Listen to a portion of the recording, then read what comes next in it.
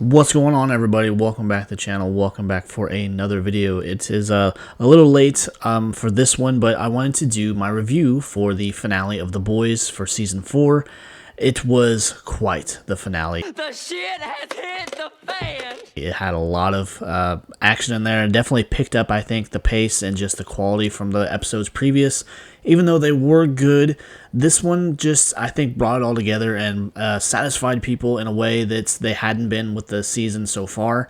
But this one, they packed a lot in there and just had a lot of action, had a lot of reveal and just different things going on, and a lot of shock factor too with how it ended.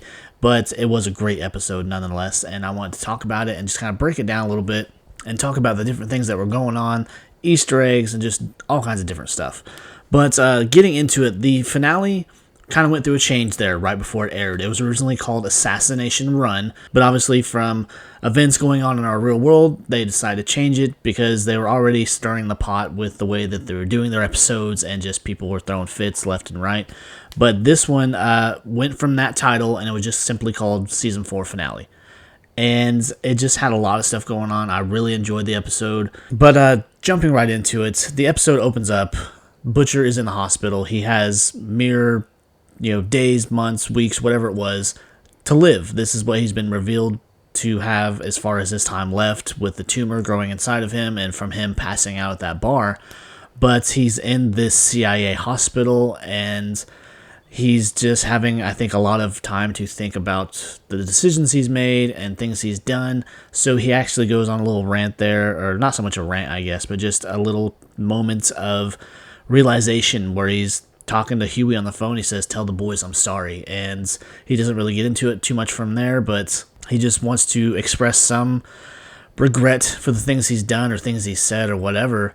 But he has that moment with Huey and just kind of hangs up on him. And then we're getting him in the hospital. He has Ryan with him. Ryan has made his way back to him, visiting him, and they're just kind of hanging out talking. And then we get this kind of reveal or kind of breakaway, I guess, where we have Homelander back in their apartment looking for him and just seeing that he's left a mess. And then as he's picking up, he realizes in his book bag is a picture of his mom and Butcher while they were together. And this, like I had mentioned in my finale promo breakdown, that this sends him into a little bit of a rage. He destroys the room, blows that hole through the wall, and just has this moment where I think the last little bit of his sanity is gone. And it just kind of goes from there where we see his sanity slipping away more and more because he sees that he is kind of losing Ryan.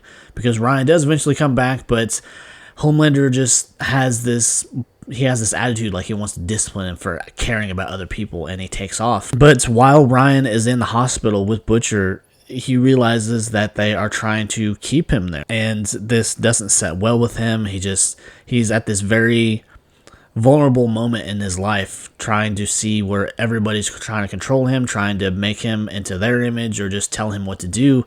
And kind of in a moment of panic, as Grace is trying to secure the room, he actually shoves Grace into a wall, hitting her head and accidentally killing her.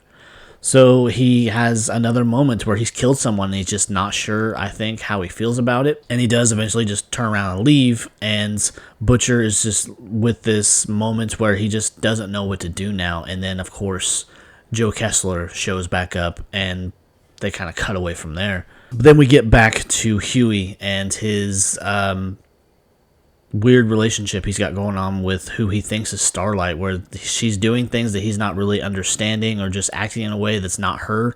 And I think along the way he's picking up on it here and there. But they have a moment where she proposes to him, tells him this story about her great-grandfather and him coming back from the war and just having all this stuff going on. And of course he accepts, still not 100% sure that it's her, but he doesn't want to believe it. I don't think he wants to believe that she's not her, she's not acting weird or anything like that. But as they're trying to get this information together to take down Newman, he realizes all the information they had on his computer is gone. All the information that he had stowed away in this safe is now compromised. So Huey, Kimiko, they take Robert Singer, take him into this panic room or this safe room to try and keep him safe because he's in danger of being killed because they outed Newman on this talk show of firecrackers, outing her as a soup. And this is a way for Homelander to kind of throw everything out on the table, expose her, and now she cannot really have any control over him, that he has total control over her because everyone knows who she really is. And so after that gets out and she realizes that things are not going the way that she wanted them to get into the White House, to have this power that she wanted, even though it was kind of self-centered in a sense, she reaches out to Huey. And this is all when Huey is in that bunker, and he realizes with what the Starlight imposter says that it's like a furnace in here. And he flashes back to when he first met that shapeshifter. She says the exact same thing, and he just clicks, and he's like, shit, she's not her. And so he motions to MM, kind of gets him in a corner or whatever, and says, keep looking forward, don't look at me. And he says, that's not Annie, is the shapeshifter. And at first, MM's kind of reluctant to believe him, and then he just really digs his heels in and says, that's not her. And so she notices this and immediately starts attacking everybody in the room. Robert Singer and Kimiko get out, and they have this showdown here for a second, and then out of nowhere, Annie has showed up because she has pulled her wrists and, destroyed her hands, getting her hands out of these cuffs, and shows up and battles it out with the imposter, ultimately taking her down. Now she's got this weird confrontation, or just these weird things that she's got to discuss with Huey after being locked up for, I think it was said, was 10 days of her being gone, and Huey says, I thought it was you. There was nothing that could convince me otherwise until she said this, and revealing that yes, he did sleep with her multiple times, and they just have this moment where they're not sure what's going to happen with their relationship, but it kind of gets set aside because they got bigger things going on. And kind of one thing that was going on during the lockdown in that bunker that I thought was funny, that was another supernatural kind of breadcrumb and Easter egg, if you will, because of course Albuquerque is running all of this.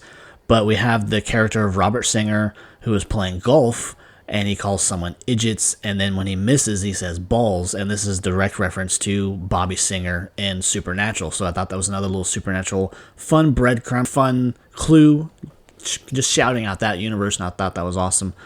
But after all of this is said and done, and Robert Singer is in protective custody, and they've taken out the Starlight imposter, the shapeshifter, we get back to what's going on with Homelander since he's outed Newman, and Newman has reached out to Huey asking for his help. It's revealed after all this has taken place that Homelander is now in charge of everything. He's going after everyone. He wants to take out all the loose ends within Vought, so he's got a kill list, basically. He's going after everybody that has any information on him or anybody else in the Seven, and they are being dealt with.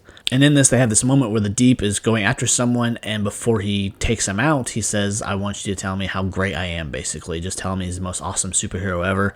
And this guy thinks he's doing this, he's going to get away, but then the Deep punches his face in. So it's just this weird kind of moment where the Deep needs just someone to say something nice about him, I think, because he just gets so down on himself. But then again, he's not a great person anyways. But during that meeting where Homelander's giving this list, giving him the list of names of everyone that they need to go out and take out, they do mention Ashley, who is the CEO and in charge of a lot of stuff.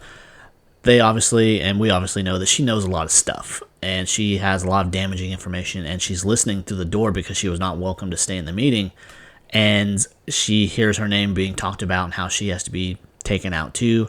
She takes off running. This is that part from the promo breakdown that I did where we see her running. This is her running into Homelander's apartment. She gets into his supply of Compound V and shoots herself up, and that's the last we see of her. We just see her kind of bent over, her wig falling off, and just her mutating, and we don't know the degree of what's going to happen to her until next season, what kind of abilities she's going to gain as a way to keep herself alive. But after it's all said and done, after Newman has reached out to Huey and she is with him, trying to keep her daughter safe because of the way she was called out on TV, Butcher shows back up, and this is where Butcher has kind of shifted in his personality, shifted in who he is, and I think the Compound V that he shot up to try and change his death sentence has completely taken over because Kessler, I think, is in charge of his faculties.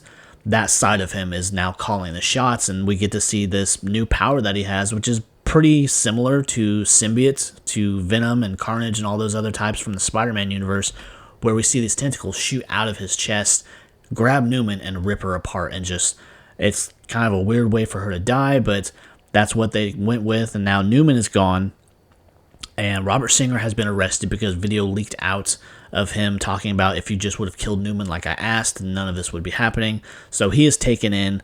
Homelander is now within the White House with his new presidential-elect, who is completely 100% for Homelander and the way he thinks, but also probably pretty scared. He steps in, Homelander declares martial law, and now that all supes are going to be called into arms to run the country. And just, it's the beginning of the end as far as the world is concerned and how normal life would proceed on. Supes are now in charge. And so the boys, the team, come together to part and go on the run, really.